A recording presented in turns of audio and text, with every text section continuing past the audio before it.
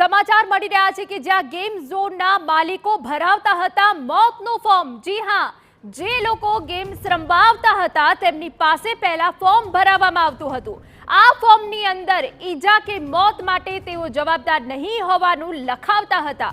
કોઈ પણ ગેમ રમતા હશો અને કોઈ પણ ઘટના બને તો તેની જવાબદાર કંપનીની નહીં હોવાનું ફોર્મ લોકો પાસે ભરાવવામાં આવતું। પહેલેથી જ પોતાના બચાવ માટે મોતના ફોર્મ ભરાવી લેવામાં આવતા હોવાની અહીંયા વિગતો મળી રહી છે।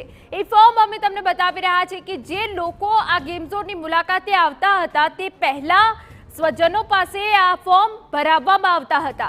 તમે જે કોઈ રાઇડમાં બેસો છો, તમને ઈજા કે તમે મોત થાય છે તો એની જવાબદારી કંપનીની નહીં હોય, તમે પોતે જવાબદાર હશો તે પ્રકારના ફોર્મ ભરાવવામાં આવતા હતા।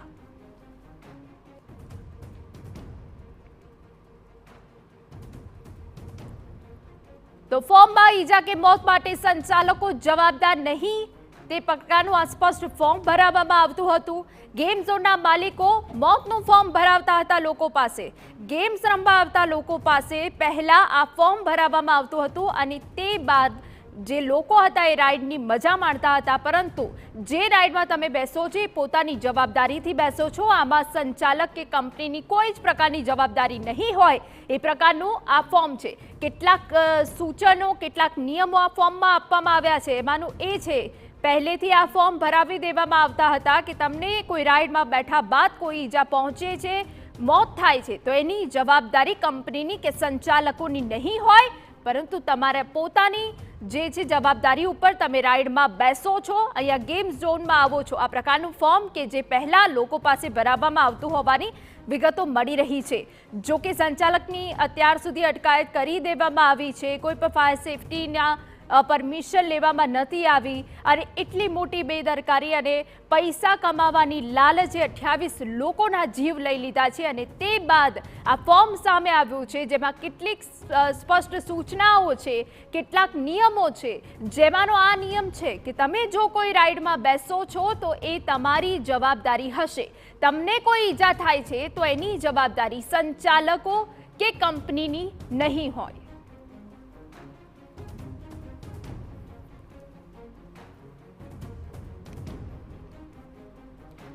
તો ગેમ ઝોનના માલિકો પહેલા ફોર્મ ભરાવતા હતા અને તે બાદ અંદર પ્રવેશ આપતા હતા અને તે બાદ લોકો રાઇડમાં બેસતા હતા।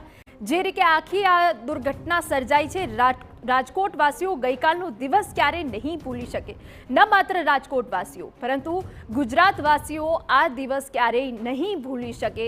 દરેકના હૃદય હચમચાવનારી આ ઘટના બની છે। 28 લોકોના જીવ જતા રહ્યા છે। જે લોકો જે પોતાના બાળકો સાથે વેકેશન માણવા માટે, બાળકોને ખુશ કરવા માટે આવ્યા હતા, તે જ બાળકોને મોત મળ્યું છે।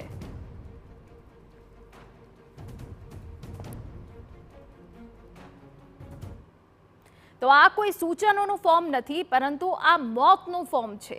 ત્યારે અમારા સંવાદદાતા મોહિત ભટ્ટ જોડાઈ ગયા છે, જે વિગતો આપી રહ્યા છે। મોહિત, આ કોઈ સૂચનોનું ફોર્મ નથી કે આ કોઈ બાબત એ લોકો નથી જણાવી રહ્યા કે તમારે ધ્યાન રાખવાનું છે, આ મોતનું ફોર્મ છે। મોહિત,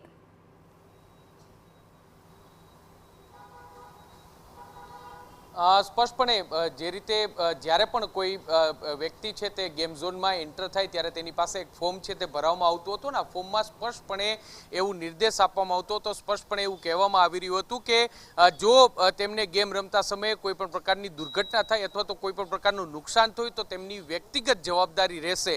એટલે એક પ્રકારે આયોજકો પોતાની જવાબદારીમાંથી હાથ ખંખેરતા જોવા મળી રહ્યા હતા અને આ ફોર્મ છે તે વાતનો પુરાવો છે કે આયોજકો છે તે પોતાની જવાબદારીમાંથી હાથ ખંખેર રહ્યા હતા। જે આ ફોર્મ છે તે સામે આવ્યું છે, આ ફોર્મ છે તે અનેક સવાલો છે તે ઊભા કરી રહ્યું છે। કારણ કે સવાલ એ વાતનો થઈ રહ્યો છે કે આયોજકે જ્યારે આ પ્રકારનો આટલો મોટો ખડકલો કર્યો છે ત્યારે તેમને રાજકોટ મહાનગરપાલિકા પાસેથી બાંહેધરી લીધી હતી કે કેમ કે તે આટલું મોટું આયોજન કરી રહ્યા છે, આટલી મોટી ગેમ ઝોન છે તે કરી રહ્યા છે। જે માહિતી મળી રહી છે તે પ્રમાણે 2021 પહેલા માત્ર ખુલ્લા પ્લોટમાં સામાન્ય ગેમ ઝોન આ હતો, પરંતુ 2021 બાદ આ ગેમ ઝોન છે તે તે મોટો કરવામાં આવ્યો, એસી ડોમ છે તે કરવામાં આવ્યું, જે ફેબ્રિકેશનનો આખો ડોમ છે તે ઊભો કરવામાં આવ્યો અને તેના કારણે જ આ મોતનો માચડો છે તે આજે બની ગયો છે.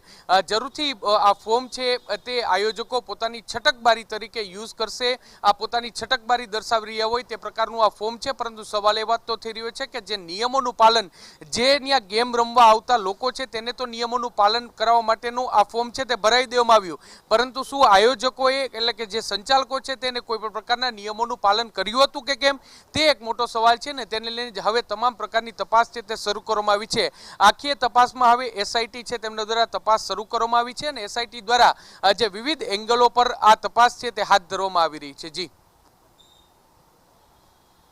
તો જે લોકો પાસે ફોર્મ ભરાવવામાં આવતા હતા અને તે બાદ સંચાલકોએ પોતે નિયમોનું પાલન નથી કર્યું, ત્યારે આ મોતનું ફોર્મ જે ટીવી સ્ક્રીન પર અમે તમને દર્શાવી રહ્યા છે, ગેમ્સ રમવા આવતા લોકો પાસે પહેલા આ ફોર્મ ભરાવવામાં આવતું હતું અને તે બાદ લોકોને અંદર પ્રવેશ આપવામાં આવતો હતો. ફોર્મમાં ઈજા કે મોત માટે સંચાલકો જવાબદાર નથી તેવો સ્પષ્ટ આ કેટલાક નિયમો હતા જે ફોર્મમાં લખવામાં આવ્યા હતા અને એ ફોર્મ લોકો દ્વારા ભરવામાં આવતું હતું અને તે બાદ એ લોકોને ગેમ ઝોનમાં એન્ટ્રી મળતી હતી.